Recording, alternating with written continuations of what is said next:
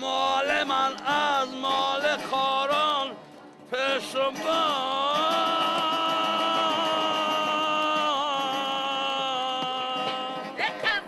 خاران در پیشم شد در شبان یک کم نشه به همسایا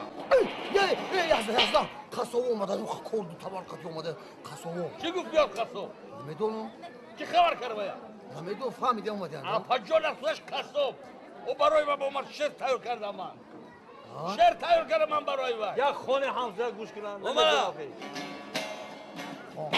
زنکی من قصاب است زنکی من قصاب است کارش عالی جناب است کارش عالی جناب است کارش بالای روغن کارش بالای روغن دیگر کنی کباب است مصر یزده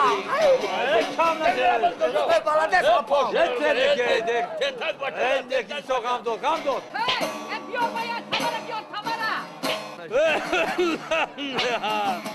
گاو کشتنش گناه و گاو کشتنش گناه و گوش کردنش ثواب است بری راحت شوهر دایم در عذاب است بری راحت شوهر دایم در عذاب یک کم نشه بده همسایا باید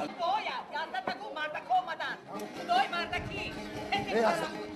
وای اومدن خدا اومدن 10-15 کس بد بگو اپا او مردک رو یختم بیو میفتی